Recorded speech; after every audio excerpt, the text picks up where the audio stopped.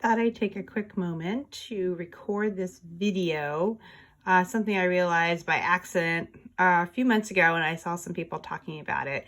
So I had the opportunity today to actually use this. So I am doing this page from our trip to Rome. This is the Holy Door at St. Peter's Basilica, and I want to put this word strip down here on this little tag.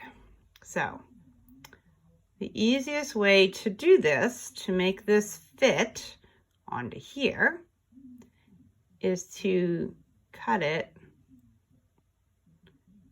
and move the day underneath happy so it'll fit there. So the first thing I want to do is I brought this in from the kit, and so you can see it is here. Sorry about the lights. That's life.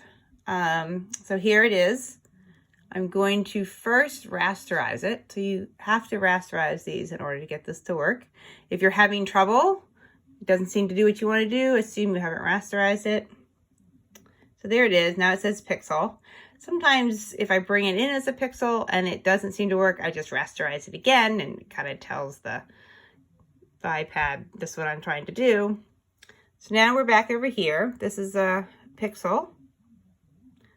So the first thing I want to do is I'm actually going to bring this in here, and I'm going to make it small enough so that the happy fits inside my tag like that. Okay. So then up here, I'm going to move from the photo persona to the selection persona, tapping here. And then on this side, I'm going to, in this case, choose this square marquee selection because it's easy enough because it's a square. So I've chosen that. Come back over here, and I'm going to carefully highlight the section that I want. So you can see the highlight around there. And if it's off a little bit, depending upon what you're doing, you can move this a little bit, right, to get it to where you want it to be. It's a little smaller than I wanted. That's not too bad. So I'm kind of looking for having a similar amount at the end of each letter, just to give it some evenness. All right, so now I'm here on the selection. I'm going to go back up to the move tool. I'm going to tap that. So that is highlighted. And now this is what I did by accident once. I can move this to where I want it to be.